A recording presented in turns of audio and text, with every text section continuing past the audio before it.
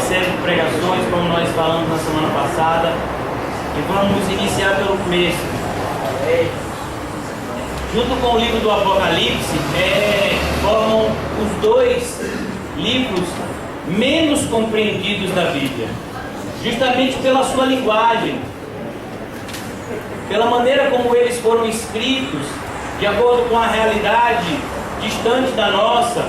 Nós temos uma compreensão muito pequena acerca do que aconteceu no Gênesis, no livro de Gênesis e no livro do Apocalipse. E hoje nós vamos iniciar essa série de pregações no intuito de responder para nós mesmos de onde é que nós viemos, o que aconteceu conosco, que nos afastou de Deus, e o que o próprio Deus providenciou para nos reaproximar dele. Amém? Graças a Deus. Amém? Amém. Amém? Amém. Graças a Deus. O irmão Renato está aqui? Amém. Não estou vendo alegria? Graças a Deus. Essa série de pregações, ela recebe o nome de No Princípio. No princípio, é assim que começa a nossa Bíblia. Sabe, meus irmãos, hoje a gente vai falar a respeito de algumas coisas. Talvez não façam tanto parte da nossa realidade, do nosso dia a dia, mas com certeza tem feito parte da realidade dos nossos filhos, e cada vez mais vão fazer. Tem crescido grandemente o ateísmo, o novo ateísmo, chamado assim. E por incrível que pareça, se aprende isso na escola. E essa passagem que a gente lê aqui, ela é muito importante, não somente para mim, mas para toda a minha família. Nós precisamos defender os nossos. Talvez você não se atente para isso, mas os seus filhos, as suas crianças, os seus adolescentes, eles estão na escola, e lá na escola eles estão aprendendo teorias de um homem chamado Charles Darwin, e que é seguido hoje em dia pelo principal nome do ateísmo, o senhor Richard Dawkins, que escreveu um livro, O Delírio de Deus. Recentemente esse livro estava na mão do soldado Renato. E esse homem, Richard Dawkins, ele é um biólogo, e ele é o principal defensor hoje em dia das teorias de Darwin. Pastor, por que você está falando essas coisas? Não tem importância nenhuma. Porque essas coisas estão sendo ensinadas nas nossas escolas. Nas nossas escolas, as nossas crianças não aprendem mais a respeito de um Deus que criou todas as coisas, mas elas aprendem acerca de uma realidade completamente distante das páginas da Bíblia. E o mais triste, meus irmãos, é que tem muitos cristãos que têm se relacionado com o livro de Gênesis, acreditando que o livro de Gênesis é um conto de fadas. Não, Gênesis é um livro, sabe, a gente não pode levar a literalidade do livro de Gênesis, porque não é assim que as coisas aconteceram. A gente já sabe. As pessoas hoje em dia, cristãos, eles dizem: não, a gente não acredita em Gênesis, porque se acreditar em Gênesis vai significar que eu não sou uma pessoa intelectual, significa que eu não tenho uma inteligência. Quem acredita em Gênesis é porque não é inteligente. Há um tempo atrás, a nossa irmã Mirella, ela estava no ambiente de trabalho dela, e as pessoas disseram: mas você não acredita nisso não, né? Eu disse: claro que eu acredito, você está na Bíblia. E as pessoas ficaram assustadas. Não quer dizer que você acredita nisso? Mas já foi provado aí. Foi provado por quê? Por quem é que foi provado essas coisas? Quer dizer que eu vou deixar de acreditar em uma palavra que foi escrita há milhares de anos atrás para acreditar na teoria de um homem que nasceu no século passado? E isso tem acontecido e a gente nem percebe. Esse é o perigo da gente viver a nossa vida sem examiná-la. O perigo está mais próximo da gente do que nós imaginamos. A Bíblia diz que Satanás vive ao derredor esperando alguém para tragar, e essa é uma oportunidade que Satanás não perde: tragar a mente das nossas crianças. Como nós vamos aprender aqui, eu quero falar um pouquinho a respeito desse homem, Richard Dawkins, porque o livro que ele escreveu, O Delírio de Deus, se tornou best-seller na primeira semana e já vendeu 2 milhões de cópias. E diferente de muitos cristãos, ele é um ateu praticante. Ele sai por aí pregando e vociferando, muitas vezes com agressividade, contra a fé cristã. Ele tem um ódio muito grande do cristianismo, porque ele diz que o cristianismo aprisiona o povo. E esses movimentos têm uma forte tendência de crescer. Deixa eu lhe dizer, eu não estou aqui para fazer política, a igreja não tem nada a ver com isso, mas o nosso governo atual é totalmente influenciado por essas teorias. Basta que você veja os comportamentos que o nosso governo atual tem em relação às práticas dos ateus, como eles abraçam aquilo que os ateus falam. Por isso que nós precisamos estar atentos, mais uma vez eu digo, e nada melhor do que olhar para o começo de todas as coisas, para que a gente possa se situar, percebendo quem é o nosso Deus, quem somos nós, e entender o mundo em que nós fomos inseridos. Amém? Amém. Essas coisas foram ditas a nível de introdução. Aleluia. Vamos fazer a leitura da palavra do Senhor. E no princípio criou Deus o céu e a terra. Vamos orar. Senhor Deus, muito obrigado por essa manhã tão agradável, Senhor. Muito obrigado, Senhor, por essa convivência pacífica que nós temos aqui. Muito obrigado, Senhor, por trazer o teu povo em segurança para ouvir a tua palavra no primeiro dia da semana, Senhor. Demonstrando, meu Deus, através das nossas atitudes, que o Senhor está em primeiro lugar. Ó Deus, nós clamamos que a nossa fé não seja vazia e que nós não tenhamos vindo nessa manhã em vão, mas vivifica-nos, Senhor. Fala conosco de uma maneira que possamos ouvir, Senhor. Transforma a nossa maneira de pensar, ajuda-nos a agir cada vez mais de uma forma diferente do mundo e parecida com Cristo, Senhor. É assim que nós oramos, em nome de Jesus. Amém e graças a Deus. Meus irmãos, essa palavrinha, no princípio, é literalmente o nome do livro, Gênesis. Gênesis, ele vem do grego, que significa origem, começo, mas no hebraico a palavrinha é Baresh. E esse é o nome do primeiro livro da Bíblia, Baresh, que significa no princípio.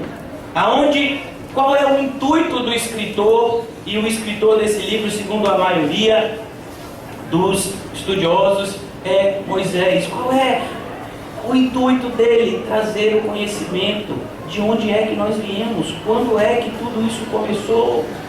Porque é aí que nós vamos aprender aonde nós estamos. Para que a gente entenda onde nós estamos, nós precisamos entender de onde é que nós viemos. Por isso que é no princípio. E a palavrinha que nós lemos aqui, criou, é uma palavrinha hebraica, bará. E essa palavrinha hebraica, ela só é usada em relação a Deus. Em nenhuma outra passagem você vai ver o verbo bará, que significa criar, associado ao homem. Outro verbo para criar em relação ao homem é o verbo esh, se eu não me engano, que é usado. Mas o verbo bará que nós vemos aqui só é usado em relação a Deus. Por que isso? Porque, meus irmãos, a ideia desse versículo 1 aqui é justamente que Deus criou do nada. Sabe, não existia absolutamente nada quando Deus criou todas as coisas. É exatamente contrário àquilo que nós vamos estudar mais adiante em relação do evolucionismo. Como as pessoas têm dito que, na verdade, nós somos fruto de uma evolução. Deus não nos criou homem e mulher, né? Nós viemos dos macacos. E mais propriamente dito, nós viemos de seres muito inferiores a nós, menos complexos, até que foram se evoluindo e chegaram a onde nós chegamos. E, sabe, quando a gente estuda isso, a gente percebe a loucura que isso é. Por isso que a Bíblia já resolve esse problema e diz, não, foi Deus que criou, e Deus criou isso de uma forma única, exclusiva, de uma maneira que só Ele poderia criar.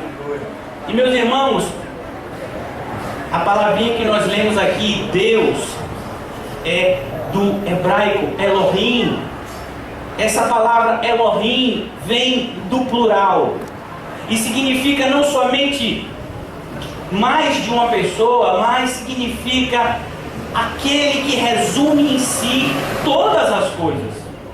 Sabe, é um pouco complexo talvez para a nossa mente entender isso, mas Deus guarda em si todas as coisas do universo.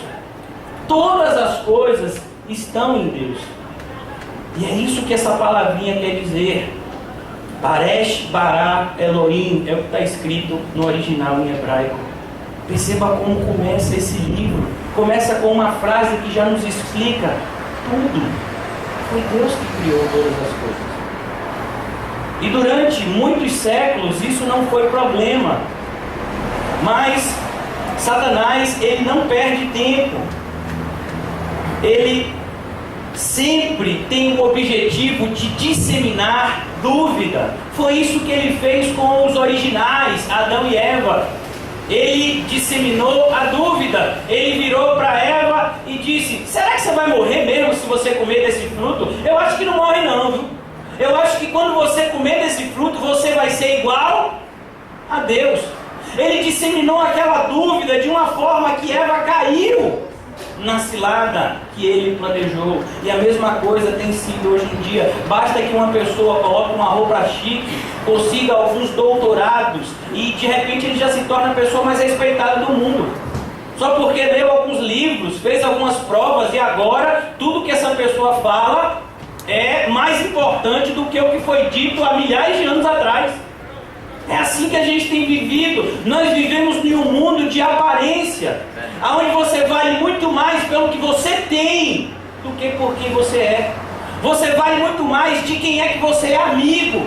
Sabe, hoje em dia, se você for amigo de um político influente, de uma pessoa rica, você tem várias facilidades na sua vida. Mas se você for amigo do pastor Lisandro, meu filho, a tendência é o pessoal não gostar de você. Você é amigo daquele cara, então já não gosta de você. Então, a ideia é justamente essa. Esse é o mundo em que nós estamos vivendo. E essas coisas têm acontecido dessa forma. A teoria da evolução nada mais é do que uma resposta do homem em relação a Deus. A teologia evolucionista, ela vem favorecer uma outra tendência do homem, que é o humanismo. O humanismo, meus irmãos, que surgiu séculos antes da teoria do evolucionismo, o humanismo vai dizer que não Deus, mas o homem é o centro do universo. E o humanismo, ele carrega uma frase: eu penso, logo existo. Eu sou o meu próprio Deus. Eu faço as minhas escolhas. E a teoria do evolucionismo, ela vem encaixar justamente nessa necessidade do homem natural de ser o seu próprio Deus. Isso tudo, meus irmãos, vem de uma tendência do homem natural que odeia a Deus e não quer aceitar um Deus que é sobre ele, mas quer ser o seu próprio Deus. Esse é o resultado. Essas tendências, todas elas que a gente tem visto ao nosso redor, elas são fruto disso, da necessidade que o homem tem de negar uma coisa que é inegável: Deus existe. Mas o homem vai produzir na sua mente, auxiliado, lógico, por Satanás, as mais diversas doutrinas e teorias para refutar, para negar a existência de Deus. Como está escrito no Salmo de número 14, abra lá comigo. Esse é o Salmo do ateu. Diz o insensato no seu coração: não há Deus. É isso que a gente vê. Diz o insensato no seu coração: não há Deus. Por que essa tendência do homem de querer negar a existência de Deus? Porque se Deus existe, meu irmão, quem está pecando está com problema. Se Deus existe, aquela pessoa que está agindo contrário à vontade dele está com um problema muito grande, porque ele existe. E ele é mais poderoso que a gente.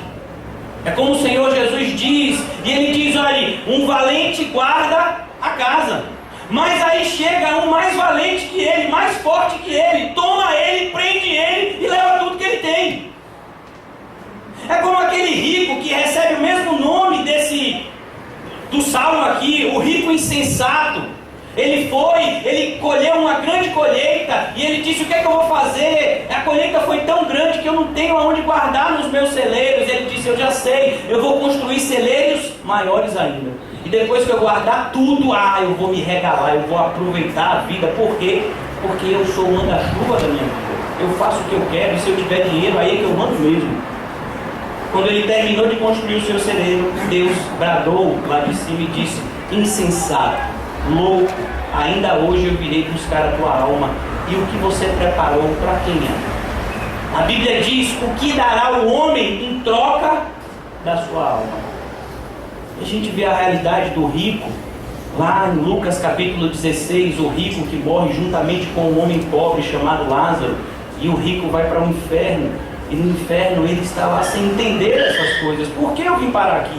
Eu achei que eu era tão abençoado e eu vim parar aqui. E essa é a insensatez do homem que tenta ser o seu próprio Deus. Como diz Paulo, esses são os inimigos da cruz de Cristo. O Deus deles é o próprio ventre. E perceba, meus irmãos, que os ateus, eles estão tanto fora quanto dentro da igreja.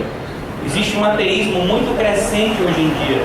É o ateísmo daquelas pessoas que dizem que acreditam em Deus, mas vivem como se ele não existisse. Ontem eu estava vendo uma pregação do pastor Stuart Olliers, e ele estava dizendo acerca de uma pesquisa que foi feita na Inglaterra há alguns anos atrás, acerca de qual seria a religião das pessoas. E mais de 70% da população se identificou como cristã. Mas quando você olha para a realidade daquele país, você vê, ninguém age como cristão. As igrejas cristãs naquele país, inclusive, estão fechando. Tem igreja que está sendo transformada em boate. Por quê? Porque ninguém vai mais para a igreja. Ninguém mais lê a Bíblia. Ninguém mais se preocupa em fazer as coisas que Jesus ensinou. Mas quando pergunta: você acredita? Acredito, claro, cristão. Eu sou cristão. Esses são os ateus. São ateus também. Porque eles dizem com a sua boca que são cristãos, mas no seu coração eles nunca acreditaram no Deus verdadeiro. Por isso, meus irmãos, há uma forte tendência dessas pessoas estarem sendo influenciadas por doutrinas de demônios. Não se engane, essa doutrina da evolução, ela não veio da mente de um homem, ela vem da influência demoníaca.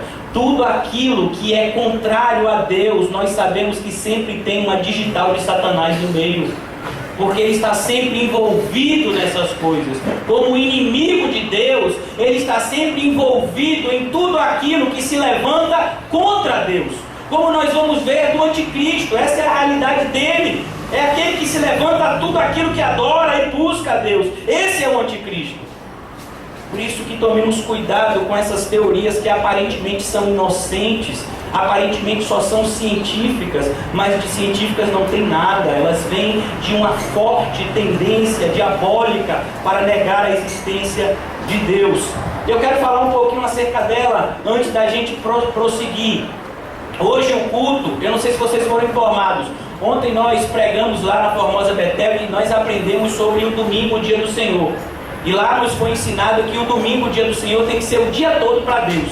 Então o culto vai até meia-noite hoje. A gente já alugou uma Topic, besta não, que besta é do diabo. A gente alugou uma Topic. Quando der o horário, vai todo mundo para Formosa Betel, continua o culto lá, amém? Depois da mesma Topic traz o pessoal aqui de volta, amém? Eu vi um olhar de desespero, meu irmão, fecha a porta e não deixa ninguém sair. Aleluia. Vai chegar esse dia, não vai, gente? Vai chegar esse dia em que o culto vai começar e a gente não vai se preocupar na hora que ele vai terminar. Mas, vamos lá. O que é essa teoria da evolução? A palavra evolução vem do latim e a palavra volvere, que significa rolar para fora. E ela desenvolve uma teoria de que o homem, ele veio, não somente o homem, mas os animais também, veio de um único elemento simples, mais simples, de uma única célula que foi se multiplicando e formou então todo o ecossistema que existe. Meus irmãos, até aí já é ridículo, mas o mais ridículo é a origem dessa teoria.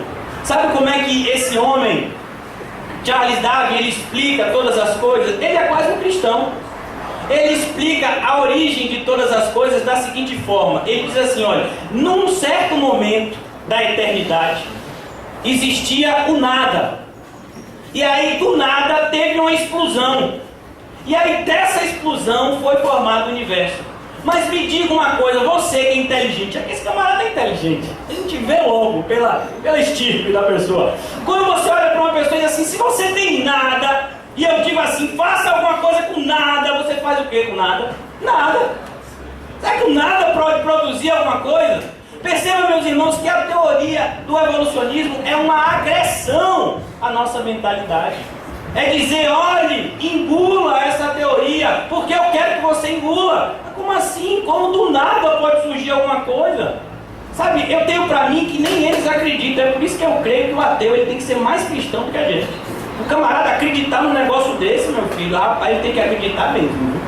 Do nada existiu alguma coisa. A gente sabe que isso não pode acontecer. Isso vai contra as próprias leis que regem o universo. Por isso, meus irmãos, tomem muito cuidado. Qual é a base bíblica para essa teoria? Nenhuma. Ela nem é bíblica e nem é racional. É completamente irracional. Mas por que tantas pessoas abraçam essa teoria? Porque elas precisam acreditar que Deus não existe. Senão elas vão ficar o quê? Desesperadas. Essa é a realidade. Quando uma pessoa se depara com um Deus que existe, que está sobre tudo, normalmente o que é que produz nessas pessoas? Desespero. O que é que eu vou fazer? Porque esse Deus existe e eu não estou fazendo nada do que Ele manda. O que é que vai acontecer comigo? Então isso vem dessa tendência do homem. Por isso que nós abraçamos esse tipo de teoria. Ao contrário dessa teoria, temos a teoria bíblica, que é chamada de criacionismo. E existem muitos cientistas. Aqui no Brasil nós temos um cientista cristão que faz muitas palestras, já escreveu inclusive alguns livros.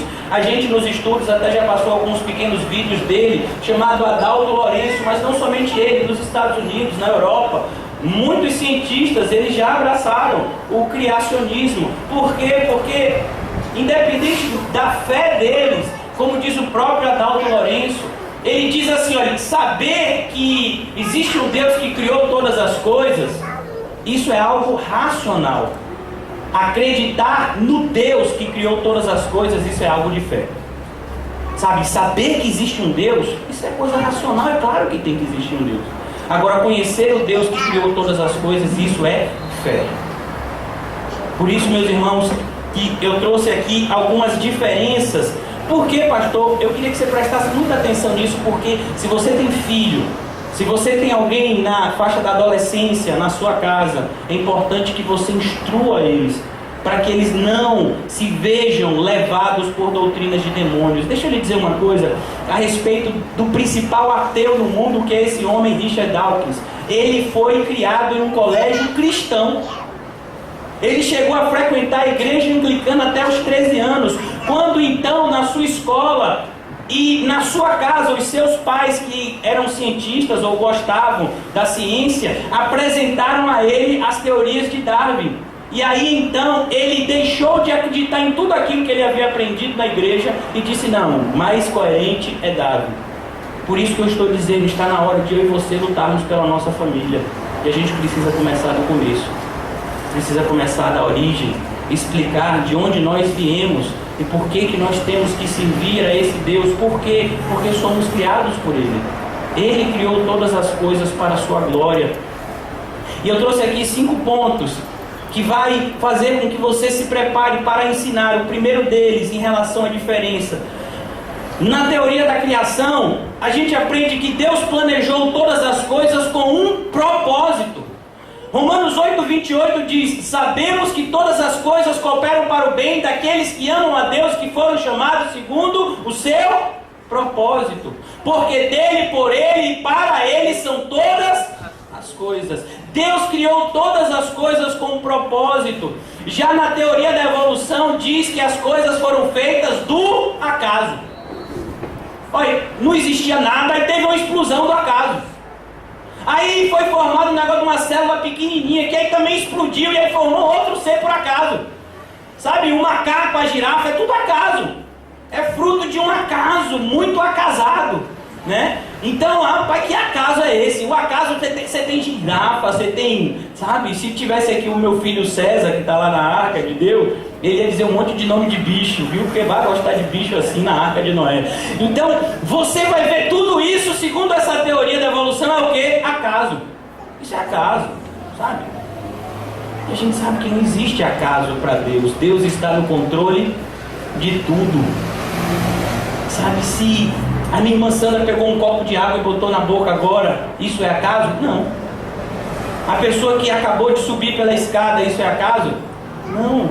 Se uma criança escorrega, é por acaso? Se alguém pega um ônibus errado, se chove, se venta, se faz sol, será que isso é fruto do acaso? Não, meus irmãos. É um Deus que está no controle de todas as coisas e a gente nem percebe. Ele está fazendo com que todas as coisas sejam executadas para que o seu propósito se cumpra, não somente em toda a criação, mas na vida pessoal de cada uma das suas criaturas, tanto naqueles que são condenados, quanto naqueles que são salvos. Aprendemos isso lá em Romanos, capítulo 9, quando ele diz que o oleiro, ele pode criar tanto vaso de honra quanto de desonra. Ele pode criar tanto o seu vaso de ira, preparado para o dia da ira, quanto o seu vaso de misericórdia, preparado para a salvação. Segundo ponto, as coisas vivas foram feitas separadamente, cada uma a partir da sua espécie. Você vai perceber isso quando a gente começar a ler o texto aqui. E você vai ver que no primeiro dia Deus cria uma coisa, no segundo Ele cria outra, no terceiro Ele cria outra. Quando Ele vai criar os animais, Ele cria cada um segundo a sua própria espécie. A girafa não é obra do acaso. Deus disse, eu vou criar uma girafa. Por quê, Deus? Não sei, porque eu quero criar uma girafa. E Deus disse, eu vou criar um tatu, e ele vai ficar enfuçado lá pelo baixo da terra. Por quê, Deus? Porque eu quero criar um tatu. E eu vou criar uma jiboia. Sabe? Por que Deus fez essas coisas? Meu filho, porque Ele é Deus, Ele pode fazer o que Ele quiser. Então, todas as coisas foram criadas por Deus separadamente e de uma maneira pessoal. Nada é fruto de um acaso. A criação não foi entregue. Tem algumas pessoas que acreditam que Deus teria criado o elemento principal e depois foi se evoluindo. A Bíblia refuta também esse tipo de ideia. Deus criou cada coisa individualmente. Enquanto que a teoria da evolução diz que todas as coisas se originaram de uma forma simples. Então, todas as coisas vieram de uma mesma forma. E a gente sabe que isso não é bíblico. E se não é bíblico, a gente não crê. Quer dizer que você não acredita em pesquisas de cientistas? Eu digo, não, cientista não pode me salvar, só quem pode me salvar é Jesus. Glória a Deus! No sangue de cientista nenhum vai me levar para o céu, mas o de Jesus já garantiu a minha salvação. Nós precisamos, mais do que nunca, defender a nossa fé, como está escrito lá na Epístola de Judas. Terceiro lugar, o homem foi uma criação especial e diferente dos animais. É aqui que a teoria da evolução fica ainda mais grotesca. E diz assim, não, o homem não é feito à imagem e semelhança de Deus, porque esse Deus não existe. O homem nada mais é do que a evolução de um outro animal, muito conhecido por a gente, que é o quê? Macaco. Eu não sei se vocês já foram no zoológico, ou se vocês já viram o macaco. E aí diz, rapaz, tá vendo, é igualzinho. Eu digo, só se foi igual a você, meu filho, eu não tenho nada do macaco. Fora que eu gosto de banana, mas tirando isso, macaco é macaco, eu sou eu fui criado à imagem e semelhança de Deus. O homem foi criado à imagem e semelhança de Deus. Ele não veio de uma espécie menos evoluída. Não, ele foi criado com um propósito. Qual é o propósito da sua criação? A glória de Deus. Nós fomos criados para glorificar a Deus. Determinada pessoa diz que nós somos a coroa da criação de Deus, por isso fomos criados por último. Deus criou todas as coisas e depois Ele criou o homem conforme a sua imagem e semelhança para viver e administrar e gozar de todo aquele paraíso que Ele havia criado. Esse é o nosso propósito. Como está escrito em 1 Coríntios 10:31, se eu não me engano, quer comais, quer bebais, quer façais qualquer outra coisa, faça para a glória de Deus. vivendo para a glória de Deus. Esse é o propósito de todo ser humano. Por isso, meus irmãos, muitas pessoas dizem assim: ah, eu conheço fulano de tal, e o fulano de tal, ele é um camarada, gente boa, você conhece ele, é gente boa. Outro dia ele veio aqui, rapaz, trouxe um bocado de comida no CAC. Como é que você vai dizer que esse camarada não é gente boa? Ele paga os impostos, é uma pessoa que não adultera, não xinga, ele só não crê em Deus. É claro que ele vai para o céu. Eu digo, só se for para o céu dos ateus, fica lá no inferno esse céu. Então quer dizer que ele vai ser condenado só porque ele não crê em Deus? Esse é o principal pecado. Qual é o primeiro mandamento? Amarás o Senhor teu Deus de todo o teu coração, alma, força e entendimento. Meus irmãos, obra nenhuma salva o homem. As obras que são feitas pelo próprio homem para engrandecer a si mesmo, elas não fazem outra coisa senão suscitar a ira de Deus. A Bíblia chega a dizer que as nossas obras de justiça para Deus são como trapos imundos, fedem. Significa quando o homem tenta fazer a sua própria justiça, tudo que ele consegue é suscitar a ira de Deus. O homem não é Deus e ele foi criado para adorar a esse Deus e para glorificar a esse Deus a cada respiração, a cada pensamento, a cada atitude, a cada gesto, a cada palavra. Os louvores, eles foram criados com esse intuito de glorificar a Deus. Mas o que a gente vê hoje em dia? Os louvores é só para falar do homem. Não, meus irmãos, toda a criação foi feita para a glória de Deus. E como a coroa da criação foi feita ao homem, no sexto dia, a imagem e semelhança do seu Senhor. Quarto ponto: o trabalho da criação foi completado por Deus em 6 dias. No 7º dia ele descansou. A gente falou um pouco sobre isso ontem. Sabe, esse descanso nada tem a ver com a guarda, mas fala de contemplação. Porque Deus não se cansa, Ele é todo poderoso. Mas o que eu quero dizer agora é que não, as criaturas, elas não estão evoluindo. A gente não tem perigo daqui a pouco a gente encontrar um X-Men. Eu não sei se vocês já viram esse desenho. Quando eu era mais novo eu assistia esse desenho X-Men. E esse desenho X-Men com certeza foi alguém que gostava de Darwin. Porque os X-Men, eles são o resultado da evolução.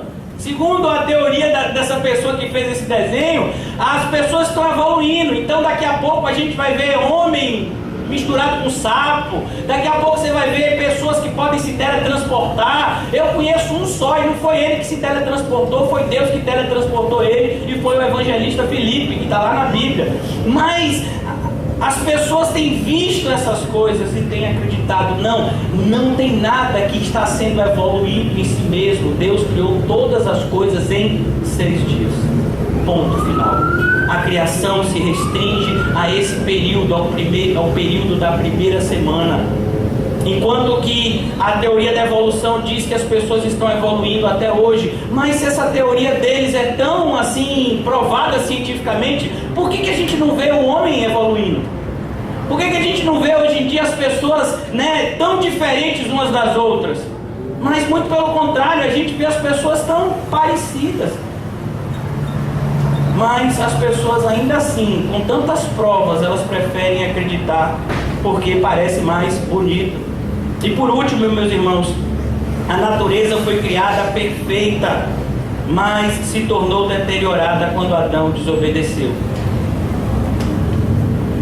Perceba que a teoria da evolução, nessa parte, ela é total. Dá para você ver não somente o rabo do diabo, mas o chifre e o tridente também aqui.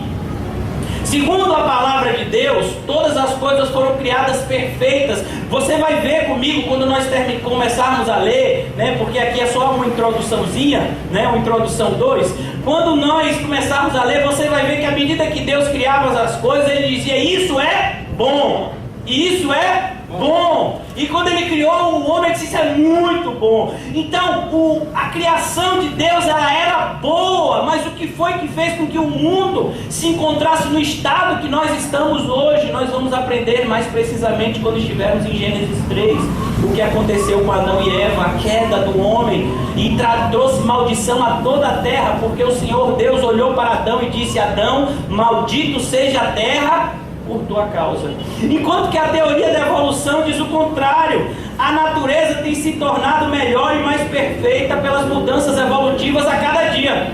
Perceba aqui, enquanto Deus está dizendo, o próprio Jesus disse, por se multiplicar a maldade no mundo, a maldade tem se multiplicado, o planeta tem se tornado pior a cada dia, a teoria da evolução diz o contrário. Mas, meus irmãos, quando a gente olha para a realidade do nosso mundo, o que é que a gente vê? Ele está melhorando ou piorando? Mas as pessoas ainda assim preferem acreditar nessa teoria. Perceba como é uma insensatez. É isso que diz o Salmo de número 14. Diz o insensato no seu coração: não há Deus. Ele determinou isso no seu coração como uma forma de se proteger. Vou só continuar alguns versículos desse Salmo 14. Corrompem-se e praticam abominação. Já não há quem faça o bem. Do céu olha o Senhor para os filhos dos homens, para ver se há quem entenda, se há quem busque a Deus. Todos se extraviaram e juntamente se corromperam. Não há quem faça o bem, não há nenhum sequer. Meus irmãos, essa é a referência que Paulo vai usar em Romanos capítulo 3. É isso que Paulo vai dizer acerca dos seres humanos, como um retrato de todo ser humano sem Cristo. Não há quem entenda, não há quem busque a Deus. Por que as pessoas fazem isso? Como nós já falamos, porque elas não querem. Nós precisamos aprender a respeito de 3 coisas que nós podemos extrair em relação a isso. Número 1, a razão está do nosso lado. Você vai perceber que quando uma pessoa tentar falar... Deixa eu tirar aqui que o calor, né? Fechar ali a janela. Eu acho que é porque o pessoal está querendo que eu emagreça. Eu também quero. Gostei muito da tentativa de me fazer emagrecer. Mas quando a gente vê isso assim, a razão está do nosso lado. Quando nós olhamos para a página da Bíblia, nós vemos, sabe, de uma forma cada vez mais concreta, como a Bíblia mostra com certeza, com pormenores, o mundo em que a gente está vivendo. Sabe, nós olhamos para a palavra de Deus e nós vemos exatamente aquilo que está ao nosso redor, se cumprindo com fidelidade tudo aquilo que está escrito aqui. Em segundo lugar, nós cremos na palavra de Deus por revelação. Como eu disse para vocês, saber que existe um Deus é algo racional, mas conhecer a esse Deus e adorá-lo é uma questão de fé. Vamos abrir comigo no livro de Hebreus, capítulo 11.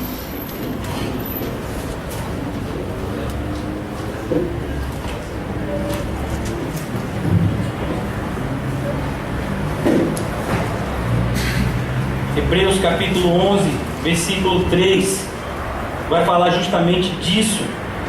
Pela fé entendemos que foi o universo formado pela palavra de Deus, de maneira que o visível veio a existir das coisas que não aparecem. Pela fé nós entendemos que Deus criou todas as coisas do nada. Crer nesse Deus criador, nesse Deus que está no controle de tudo, é uma questão de fé. Eu falei para os irmãos há um tempo atrás sobre um encontro do teólogo reformado chamado D.A. Packer com Richard Dawkins. Esse Richard Dawkins, ele ia fazer uma palestra e eles se encontraram. E ele perguntou, né, a respeito se ele acreditava em Deus, né? Ele perguntou, o ateu perguntou ao teólogo se ele acreditava em Deus. Ele disse: depende do Deus que você está dizendo que eu acredito. Porque, meus irmãos, deixa eu lhe dizer uma coisa: eu não acredito no Deus que é pregado na maioria das igrejas hoje em dia. Por quê? Porque não é o Deus da Bíblia. A gente vai conversar com uma pessoa, a pessoa diz assim: eu não acredito que Deus mata ninguém. Pois é, esse Deus eu não acredito. Porque o Deus que eu conheço na Bíblia, ele mata e mata de galera. A última vez que ele destruiu o mundo, ele matou todo mundo, deixou só 8. Por isso que a série de pregações que a gente está fazendo lá na Ibari, o nome da série de pregações é Dependência, Obediência ou Morte. E a gente fez num período próximo, né, um feriado, e obediência ou morte, porque as pessoas que não obedeceram, como Noé, foram o quê? Todas foram mortas. Por quem? Por Deus. A gente olha para Sodoma e Gomorra. Quem foi que destruiu Sodoma e Gomorra? Deus. Mas as pessoas dizem: não, eu não acredito nesse Deus. Eu acredito num Deus paz e amor. Sabe, meu Deus é o Deus de Woodstock. Ele é paz e amor, ele só faz coisa boa. Só coisa boa. Mil, só coisa boa. Então, a maioria das pessoas, tem gente que acredita, por exemplo, em um Deus da desorganização. Então você entra numa determinada igreja e está todo mundo gritando, pulando, caindo, levantando. Aí tem gente que sobe no púlpito, já tem gente que desce, daqui a pouco levanta um, faz assim, diz um monte de coisa, já senta, levanta, deita. E aí você diz, o que é isso? É um hospício? Não, isso é mistério. Pois é, nesse Deus eu não acredito. Porque o Deus de mistério é aquele Deus que revelou todas as coisas na sua palavra. E uma das coisas que ele revelou na sua palavra é que a sua casa tem que ter ordem e decência. Quando estavam desorganizando a casa de Deus, Jesus disse, olha, a casa de meu pai não é covil de ladrões e salteadores, a casa de meu pai é casa de oração. Então, a maioria das igrejas tem empregado um Deus estranho à Bíblia. E nesse Deus eu não acredito. Quando a pessoa diz assim, o Deus é todo igual, para mim não. Para mim tem o Deus da Bíblia e tem os falsos deuses. Falsos deuses, inclusive, que são pregados dentro de igrejas que se professam cristãs. Como a gente viu, não adianta você dizer que é crente, você precisa viver e acreditar como crente. Por isso, meus irmãos, nós acreditamos na criação pela fé, não somente pela explicação racional. Por quê? Porque muitas religiões vão dizer que existe um Deus e que criou as coisas. Você vai ver isso, inclusive, em religiões pagãs. Os índios acreditavam nessas coisas. Você vai ver pessoas tribais acreditavam no Deus Sol. Você vai ver os deuses como eram cultuados no Egito. Mas nós acreditamos no Deus da Bíblia por fé, pelo firme fundamento das coisas que a gente não vê e a certeza das coisas que a gente espera. E é isso que a gente carrega dentro da gente, essa fé em um Deus que criou todas as coisas. Amém? Amém. Vamos voltar agora para Gênesis. Isso foi só o quê? Uma introdução, uma coisinha bem rápida, né? Só para a gente ter uma ideia do que é que vai ser o dia de hoje. Isso está acontecendo comigo porque sexta-feira de manhã eu vim para um estudo bíblico aqui, né? E quando estava na metade do estudo bíblico, o professor do estudo bíblico disse, aqui a gente só está introduzindo. Eu falei, misericórdia, né? Graças a Deus. E eu aprendi isso, que é uma coisa boa. Falar de Deus é sempre bom. Ontem, quando nós estudamos Atos capítulo 20, diz que Paulo chegou em determinada cidade para pregar para os irmãos e disse que o negócio estava tão bom que eles ficaram até meia-noite. Só que o problema é que teve um pessoal que estava na janela. Eu fico tão preocupado com quem fica na janela, rapaz. Fico preocupado. Ainda bem que a gente tem um batentezinho ali do lado de fora. Porque Paulo pregou até meia-noite e teve um pessoal que caiu da janela, morreu, aí acode, pede para ressuscitar aqui. Então, tome cuidado, vocês que estão na janela. Também tem um problema muito grande nas colunas. De vez em quando tem a influência maligna do chamado demônio do cochilinho, né? Então, tome muito cuidado, porque o inimigo está ao derredor. Ele está tentando roubar a semente que o Senhor está plantando no seu coração na manhã de hoje. E para que essa semente frutifique e te proporcione crescimento, ela precisa antes encontrar um solo fértil. Amém? Como nós lemos no começo, Bará, Elohim, né? Pastor, o senhor aprendeu a falar hebraico? Ainda não fui batizado com dom de línguas, né? Foi estudando mesmo. No princípio criou Deus o céu e a terra. Perceba que Deus criou primeiro os céus e a terra. Eu não vou me prolongar muito nessa questão, não é o nosso intuito aqui, mas perceba que quando ele fala céus, ele está incluindo todas as coisas que estão nos céus. Dentre essas coisas estão os anjos, que também foram criados por Deus. Por que eu quero falar sobre isso? Porque existe uma corrente que diz que Deus não criou os demônios, e de fato Deus não criou os demônios. Deus criou os anjos, que caíram, saíram do seu estado original e então foram excluídos por Deus e determinados a sua condenação em um período específico. Mas é importante que a gente entenda que Satanás e os seus anjos, eles não se autocriaram. Eles não são uma força poderosa em oposição a Deus. Não, o Deus Criador criou todas as coisas. Ele criou os céus com todas as coisas que existem nos céus, e Ele criou a terra. E perceba que Deus vai falar a partir de agora sobre a criação da terra. Por que Ele não fala da criação do céu? Porque não é da sua conta, você não está no céu ainda, né? Lá em Deuteronômio capítulo 29, ele diz que as coisas reveladas pertencem a nós, mas as que não foram reveladas pertencem a Deus. Então para que você quer saber negócio de vida de anjo, rapaz? Você não é anjo, você é homem. E a Bíblia não foi escrita para anjos, ela foi escrita para homens. Porque se você fosse um anjo, talvez Deus dissesse: olha, eu fiz assim, o céu eu fiz desse jeito, e depois eu fiz daquele. Não, ele está falando de homens. Por isso que ele se restringe apenas para dizer: o céu fui eu também que criei. Ele criou os céus e ele criou a terra.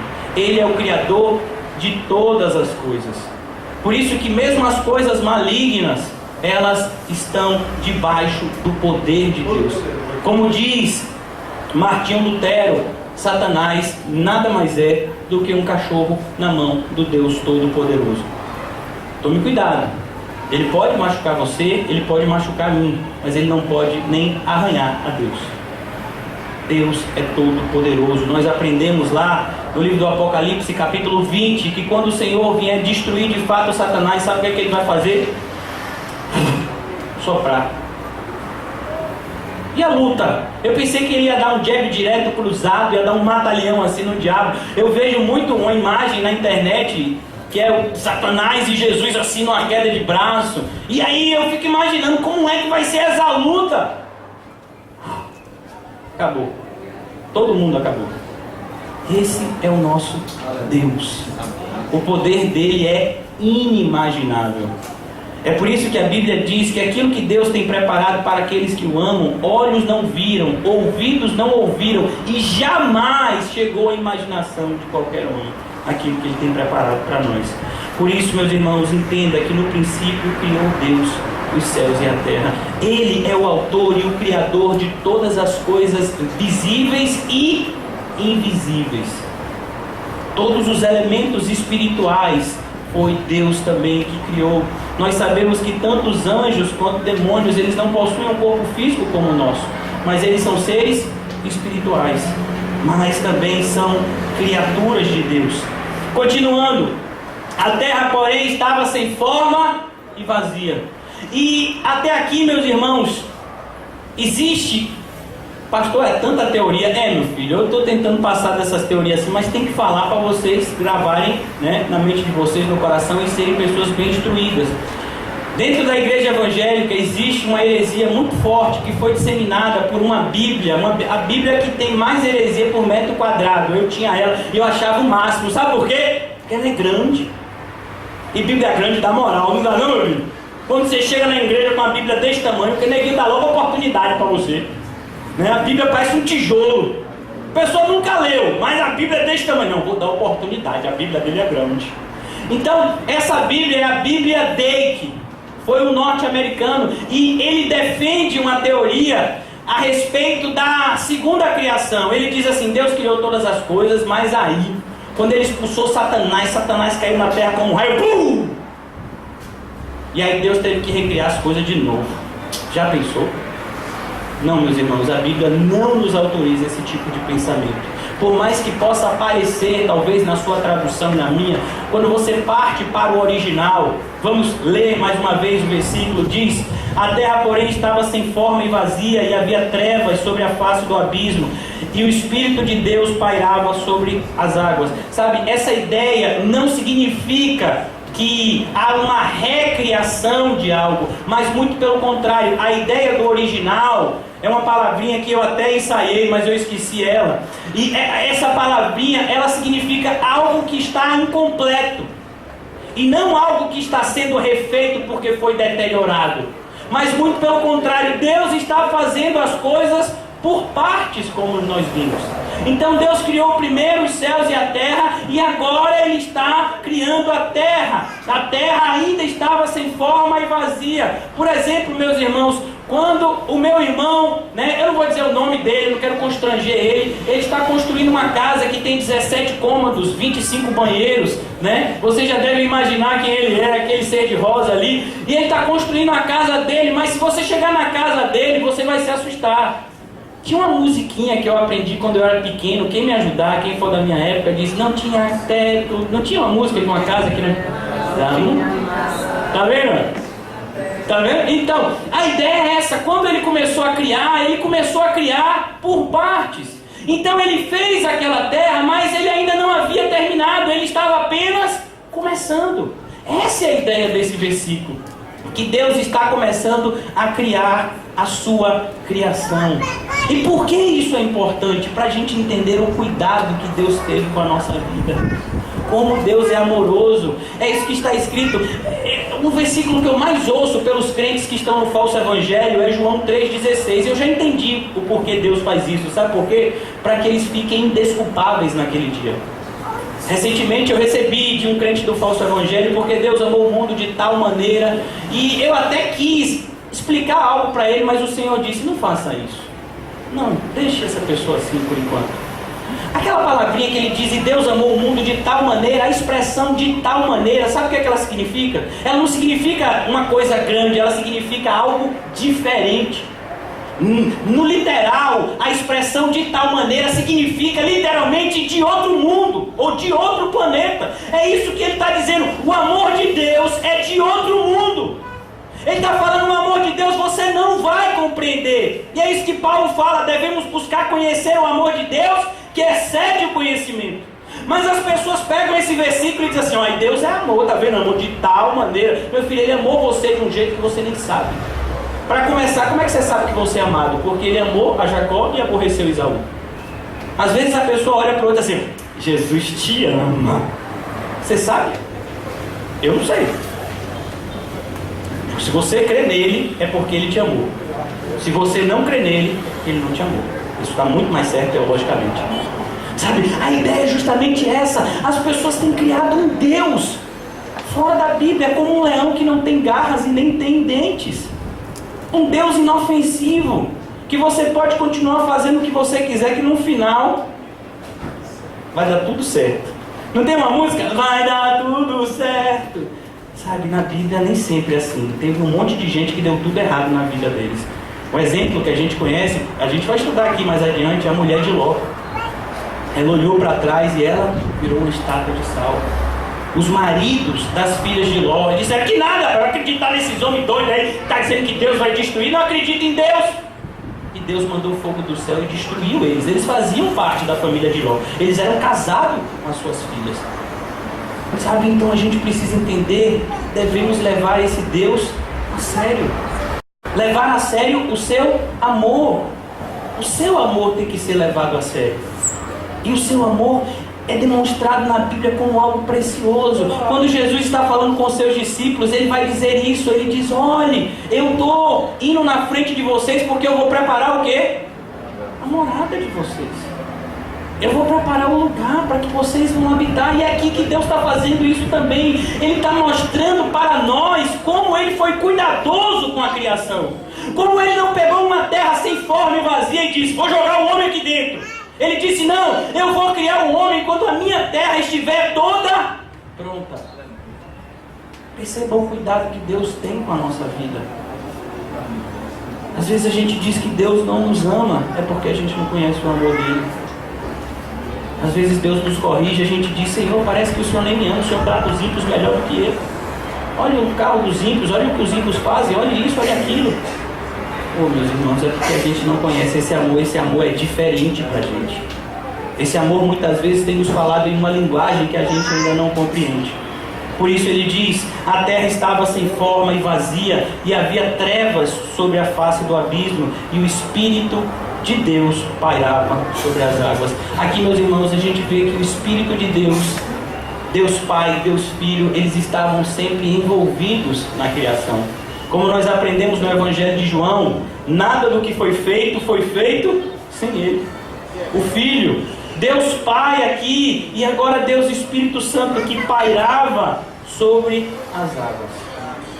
Versículo 3: e disse Deus: haja luz, e houve luz. Sabe, meus irmãos, aqui não tem como a gente parar e não falar em relação ao novo nascimento e à regeneração. Muitas vezes a gente acha que nós vamos conseguir convencer as pessoas a acreditarem no Deus da Bíblia. E a gente não consegue. A gente não consegue convencer uma pessoa a ter fé. Fé é algo que só Deus pode dar a alguém. Como está escrito lá no livro de Efésios, que a nossa salvação é pela graça, mediante a fé, e isso não vem de nós, isso é um dom de Deus. Como está escrito no livro de Atos, capítulo 13, versículo 48, e todos aqueles que haviam sido predestinados creram. Por que eles creram? Porque eles haviam sido destinados para crer. Porque o Senhor havia providenciado isso. E a gente olha e Ele diz simplesmente: haja luz.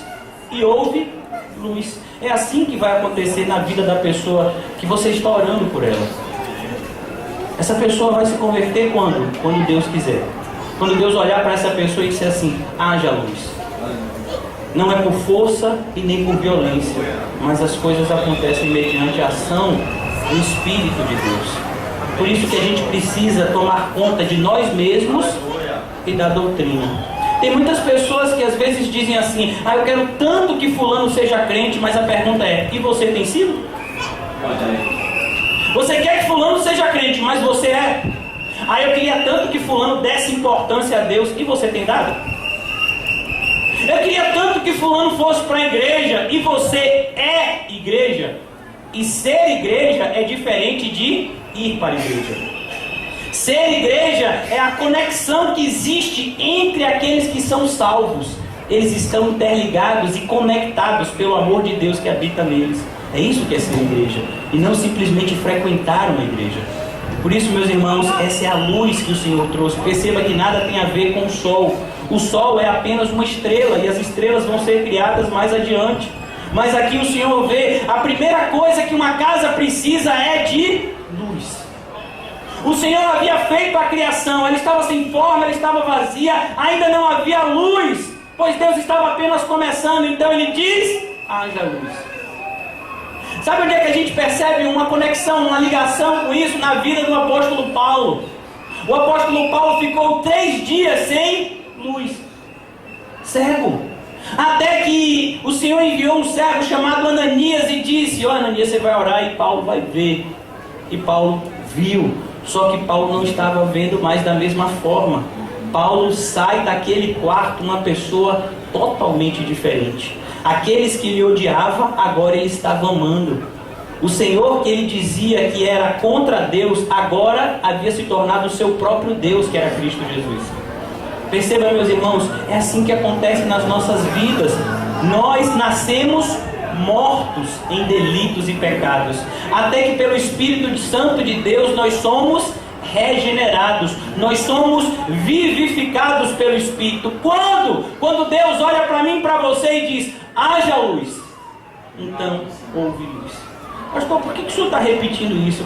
Para que eu e você paremos de fazer. Aceite Jesus. Aceite quem, rapaz? Para que a gente não fique, sabe? Eu não entendo, eu já expliquei 100 vezes isso e a pessoa não entende. Claro que não entende. Você não entendeu que o povo não entende.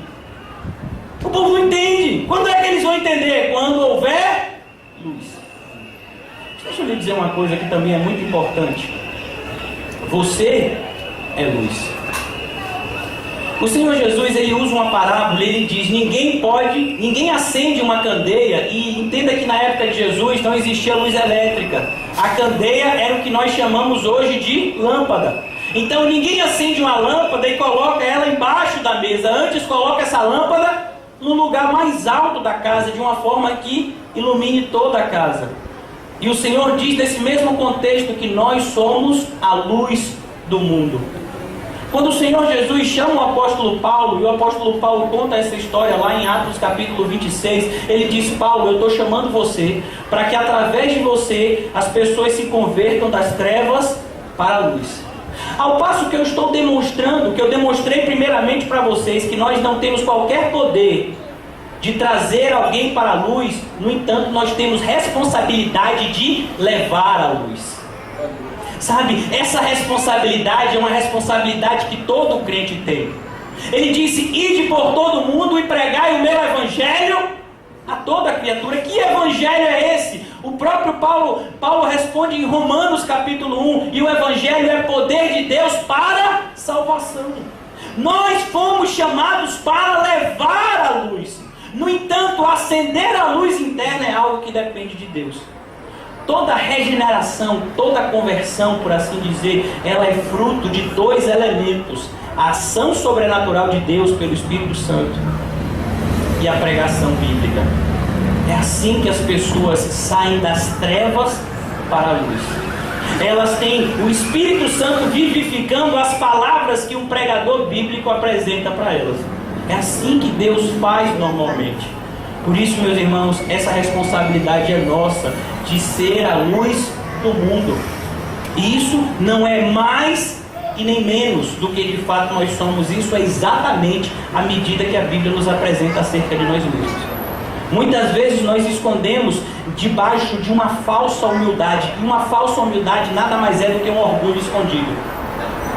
A falsa humildade é: quem sou eu? Quem sou eu para ser luz? Eu digo: meu filho, se você não é luz, significa que você não é de Jesus. Porque quem é de Jesus é luz. Se você ainda está em trevas, significa que você não é de Cristo. Por isso que foi o próprio Senhor Jesus que nos disse isso: vocês são a luz do mundo.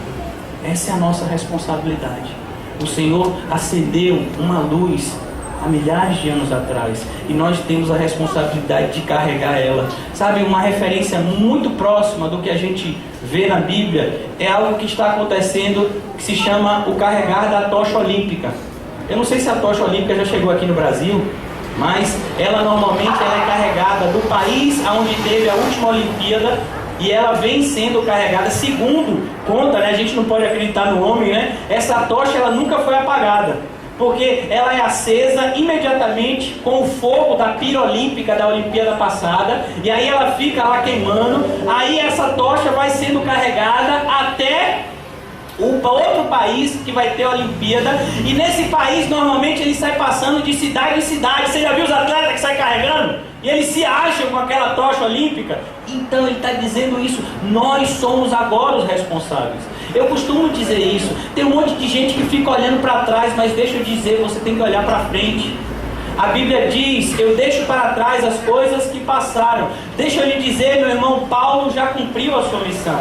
Pedro já cumpriu a sua missão. Barnabé já cumpriu a sua missão. Spurgeon já cumpriu a sua missão. Richard Baxter já cumpriu a sua missão. Sabe, os pastores bíblicos e os cristãos verdadeiros já cumpriram a sua missão. Agora chegou a nossa vez. Sabe, agora chegou a vez de nós carregarmos essa luz aonde o Senhor tem nos plantado. É assim que o Senhor tem iluminado esse mundo. Nós temos responsabilidade. A igreja não está aqui de enfeite.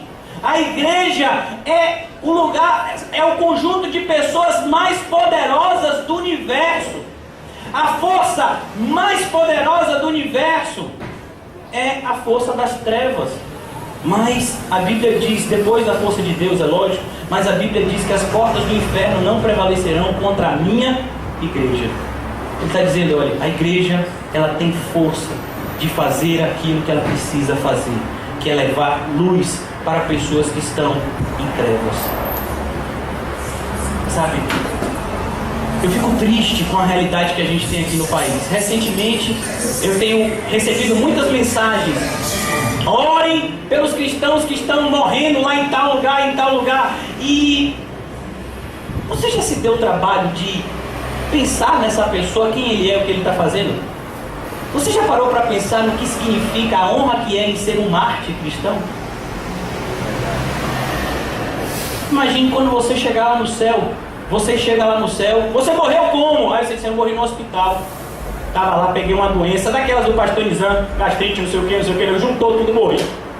Aí você chega do lado e tem um cara lá e diz assim: você morreu de quê? Ele foi degolado por amor a Cristo. Sabe, ser mártir de Cristo é a coisa mais grandiosa que um homem pode alcançar aqui na terra. Morrer por amor ao seu Senhor. Sabe, eu oro para que Deus dê força a essas pessoas, para que elas continuem a ser quem elas é. Porque tem muitas pessoas que estão morrendo por Cristo, mas a gente não está conseguindo nem viver por Ele. Tem gente que é um trabalho danado vir para a igreja de domingo. Rapaz, que luta! Qual é a sua luta? Ir domingo para a igreja. Uma luta, opressão. Opressão?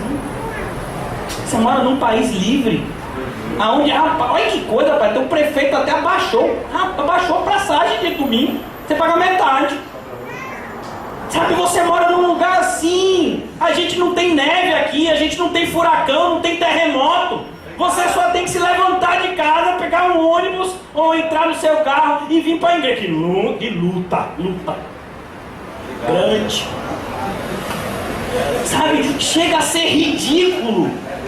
Sabe, é isso que esses cristãos têm apontado para a gente. Por isso que a gente tem orado para que eles não morram. Sabe por que a gente tem orado para que eles não morram? Porque a gente não quer viver por Cristo. A gente quer que eles sejam aliviados das suas cargas, para que a gente seja aliviado das nossas. Mas Cristo não tem feito isso. Ele tem mostrado e envergonhado a gente. Olha o que as pessoas estão fazendo por amor a mim. Porque tem gente que diz assim, não, isso acontecia na época de Roma.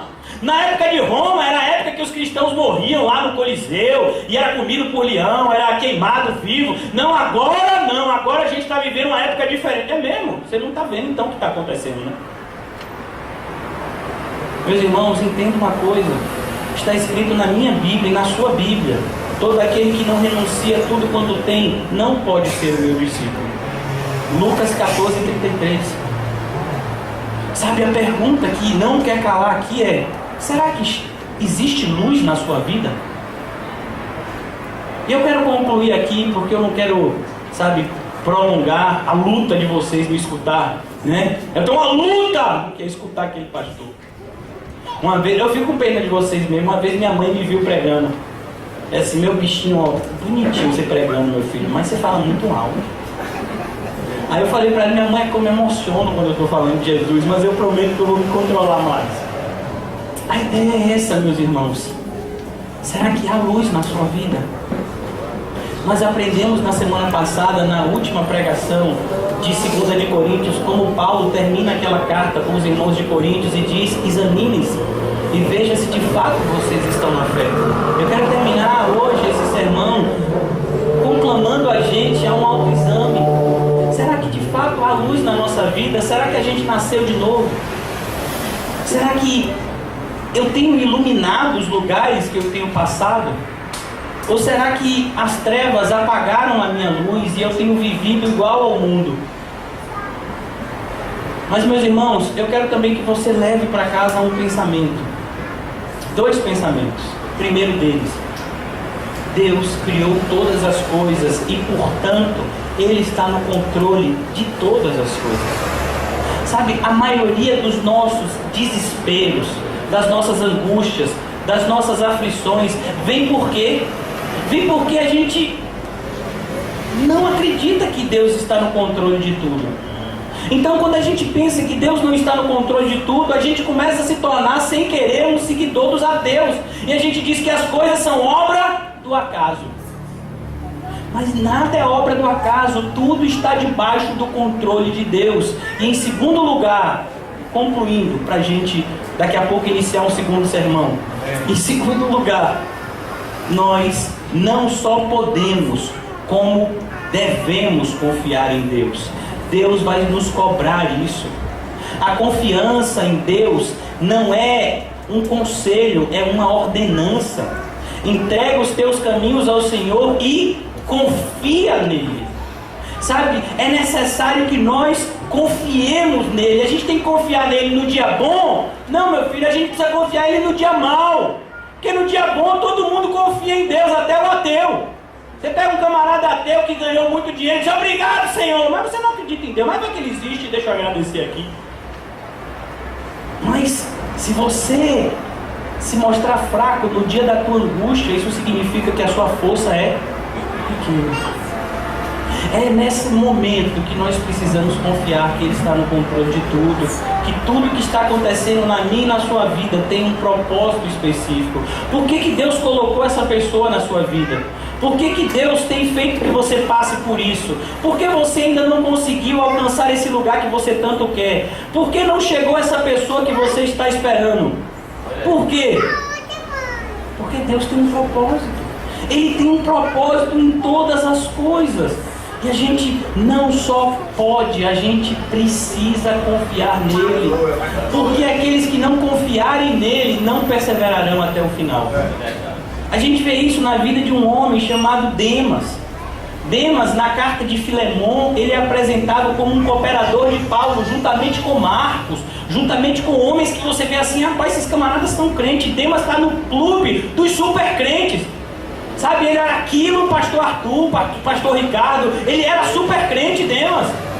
Mas aí Demas aparece já na última carta de Paulo, 2 de Timóteo, e diz: mas amando o presente século, nos abandonou e foi para Tessalônica. Ele não confiou até o fim.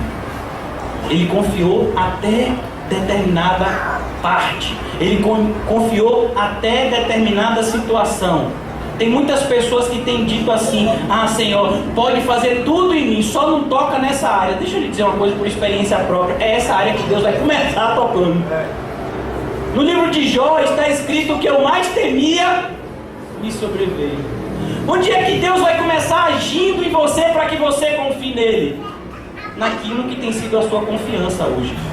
Tem muitas pessoas que confiam na sua saúde. Esse era o meu caso. E Deus fez o quê? Vou tirar a saúde.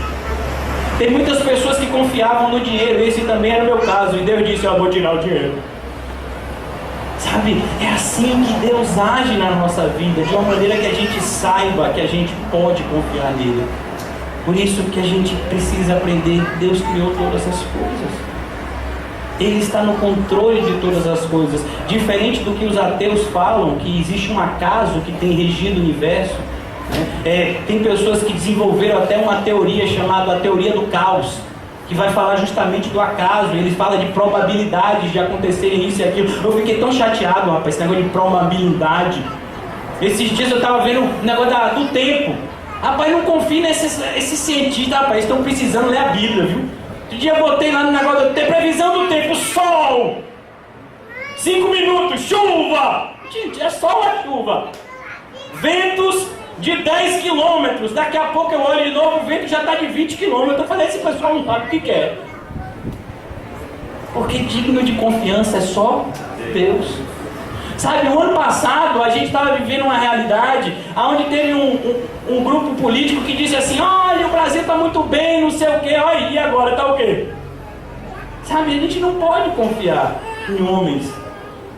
A gente só pode confiar em Deus.